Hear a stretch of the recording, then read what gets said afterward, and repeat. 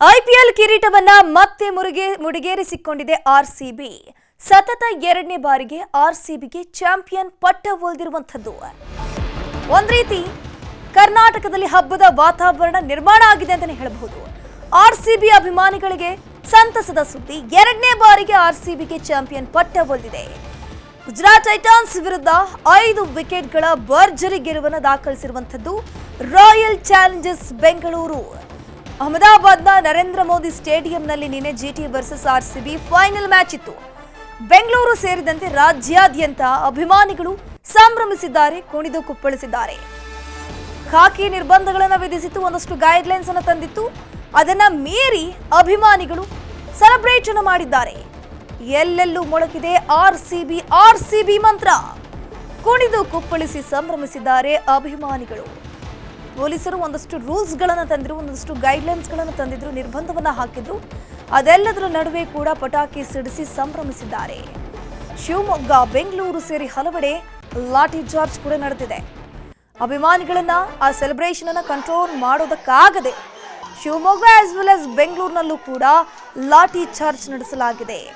ಒಂದ್ ರೀತಿ ಇಡೀ ವರ್ಷ ಕಾಯ್ತಿರುವಂತಹ ಮ್ಯಾಚ್ ಐಪಿಎಲ್ ಎಸ್ಪೆಷಲಿ ನಮ್ಮ ಕರ್ನಾಟಕದಲ್ಲಿ ಪ್ರಮುಖವಾಗಿ ಆರ್ಸಿಬಿ ಕಪ್ ಅನ್ನ ಗೆಲ್ಲೇಬೇಕು ಅಂತ ಅಭಿಮಾನಿಗಳು ಎಕ್ಸ್ಪೆಕ್ಟೇಷನ್ ಅಲ್ಲಿರುತ್ತೆ. ಈಗ ಆರ್ಸಿಬಿಯ ಕಪ್ ಏನಿದೆ, ಐಪಿಎಲ್ ಕಪ್ ಆರ್ಸಿಬಿಯ ಪಾಲಾಗಿದೆ.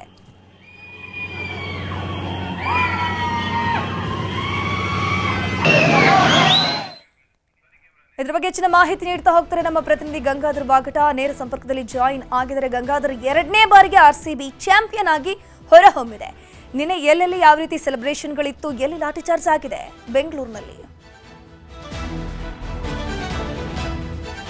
ದೃಷ್ಟಿ ಆರ್ಸಿಬಿ ಎರಡನೇ ಬಾರಿ ತನ್ನ ಒಂದು ಕಪ್ ಅನ್ನ ಮುಡಿಗೇರಿಸಿಕೊಂಡಿರುವಂತದ್ದು. ಅಂದ್ರೆ ಕೇವಲ 18 ಓವರ್ಗಳಲ್ಲಿ 5 ವಿಕೆಟ್ ಮೂಲಕವಾಗಿ 160 ರನ್ ಹೊಡೆಯುವಂತಹ ಮೂಲಕವಾಗಿ ಆರ್ಸಿಬಿ ಭರ್ಜರಿ ವಿಕ್ಟರಿ ಒಂದು ಗೆಲುವನ್ನ ಸಾಧಿಸಿಕೊಂಡಿರುವಂತದ್ದು. ಈ ನಿಟ್ಟಿನಲ್ಲಿ ಬೆಂಗಳೂರಿನಲ್ಲಿ ಯಾವುದೇ ರೀತಿ ಅಂದ್ರೆ ಮೊದಲೇ ಪೊಲೀಸರು ಒಂದು ಗೈಡ್ಲೈನ್ಸ್ ಅನ್ನ ಕೊಟ್ಟಿದ್ರು. ಆರ್ಸಿಬಿಯ ಸೆಲೆಬ್ರೇಷನ್ ಎಲ್ಲೂ ಕೂಡ ಮಾಡುವಂತಿಲ್ಲ, ಪಬ್ಲಿಕ್ ಪ್ಲೇಸ್ ಗಳಲ್ಲಿ, ರೋಡ್ಗಳಲ್ಲಿ ಎಲ್ಲೂ ಕೂಡ ನೀವು ಸೆಲೆಬ್ರೇಷನ್ ಮಾಡೋದಿಲ್ಲ, ಮತ್ತೆ ಪಟಾಕಿ ಕೂಡ ಹೊಡೆಯುವಂತಿಲ್ಲ, ಜನ ಕೂಡ ಎಲ್ಲಿ ಕ್ರೌಡ್ ಆಗಿ ಸೇರಬಾರದು ಅಂತ ನಿಟ್ಟಿನಲ್ಲಿ ಗೈಡ್ಲೈನ್ಸ್ ಅನ್ನ ಹೊರಡಿಸಿದ್ರು. ಆದ್ರೆ ಪೊಲೀಸರ ರೂಲ್ಸ್ ನಡುವೆ ಕೂಡ ಅಭಿಮಾನಿಗಳ ಹರ್ಷೋದ್ಗಾರ ಮತ್ತೆ ಅವರ ಅಭಿಮಾನ ಏನಿತ್ತು ತುಂಬಾ ಅತಿರೇಕಕ್ಕೆ ಹೋಗಿರುವಂತದ್ದು. ಆ ನಿಟ್ಟಿನಲ್ಲಿ ಪೊಲೀಸರ ಗೈಡ್ಲೈನ್ಸ್ ನಡುವೆಯೂ ಕೂಡ ಅಲ್ಲಲ್ಲಿ ಕೆಲವು ಕಡೆ ಪಟಾಕಿ ಹೊಡೆಯುವಂತ ಕೆಲಸ ಆಯಿತು, ಮತ್ತೆ ರೋಡ್ಗಳಲ್ಲಿ ವೆಹಿಕಲ್ಸ್ ಅಡ್ಡ ಹಾಕಿ ಅಲ್ಲಿ ಸೆಲೆಬ್ರೇಷನ್ ಕೆಲಸ ಮಾಡುವಂತಾಯ್ತು. ಆದ್ರೆ ಪೊಲೀಸರೆಲ್ಲೂ ಕೂಡ ತಾಳ್ಮೆ ಕಳೆದುಕೊಳ್ಳದೆ ಅವರೆಲ್ಲರೂ ಕೂಡ ಚದುರಿಸುವಂತ ಕೆಲಸ ಮಾಡಿದ್ರು, ಎಲ್ಲೂ ಕೂಡ ಗುಂಪು ಸೇರಿದಂತ ರೀತಿಯಲ್ಲಿ ಮಾಡಿರುವಂತದ್ದು. ಅದರಲ್ಲಿ ಪ್ರಮುಖವಾಗಿ ಬ್ರಿಗೇಡ್ ರೋಡ್ ಚೆಸ್ಟ್ ಸ್ಟ್ರೀಟ್ ಅಲ್ಲಿ ನೋಡಬಹುದು, ಸಾವಿರಾರು ಮಂದಿ ಯುವಕ ಯುವತಿಯರೆಲ್ಲೂ ಕೂಡ ಅಲ್ಲಿ ಆ ಒಂದು ವಿಕ್ಟರಿ ಅಂದ್ರೆ ಆರ್ಸಿಬಿ ವಿನ್ ಆಗ್ತಾ ಇದ್ದಂತೆ ಅಲ್ಲಿ ಅವರ ಒಂದು ಏನೊಂದು ಸೆಲೆಬ್ರೇಷನ್ ಏನಿತ್ತು ದೊಡ್ಡ ಮಟ್ಟದಲ್ಲಿ ಎಲ್ಲರೂ ಕೂಡ ಆರ್ಸಿಬಿ ಆರ್ಸಿಬಿ ಆರ್ಸಿಬಿ ಅಂತ ಹೇಳಿ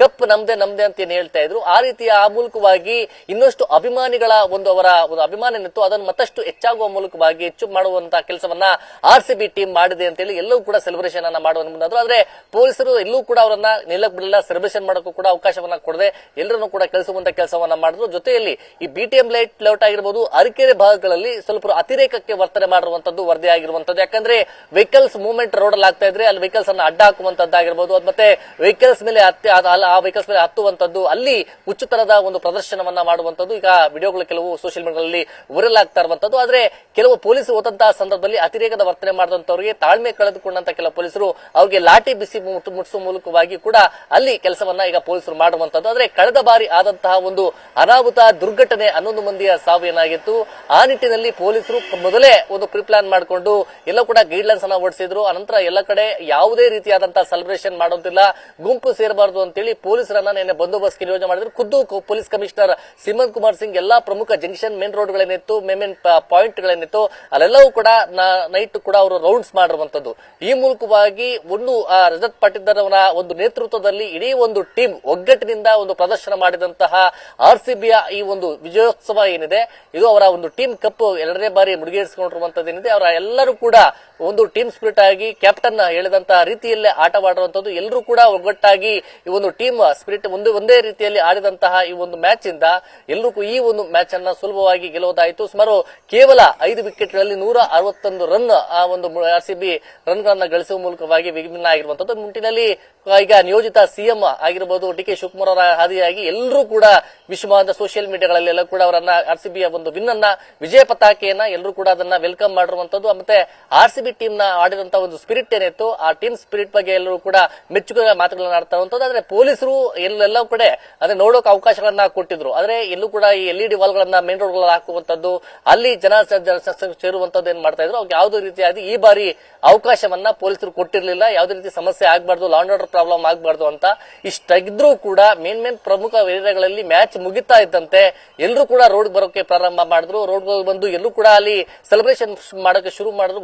ಜೋರಾಗಿ ಆರ್ಸಿಬಿ ಅಂತೆಲ್ಲ ಕೂಗಾಟಕ್ಕೆ ಶುರು ಮಾಡಿದ್ರು. ಆದ್ರೆ ಆ ಸಂದರ್ಭದಲ್ಲಿ ಪೊಲೀಸರು ಎಲ್ಲೆಲ್ಲಿ ಇದ್ರು ಮೇನ್ ಜಂಕ್ಷನ್ ನಲ್ಲಿ ಅವರೆಲ್ಲ ಕೂಡ ಚದುರಿಸುವಂತ ಕೆಲಸವನ್ನ ಮಾಡಿದ್ರು. ನಡುವೆ ಯಾವುದೇ ರೀತಿಯ ಸಮಸ್ಯೆ ಆಗದಂತ ರೀತಿಯಲ್ಲಿ ಪೊಲೀಸರು ರಾತ್ರಿ ಎಲ್ಲ ಒಂದು ಬಂದೋಬಸ್ತನ್ನ ಮಾಡ್ಕೊಂಡಿದ್ರು.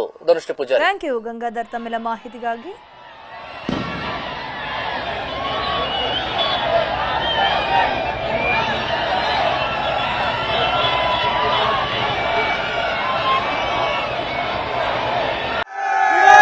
Virat Kohli!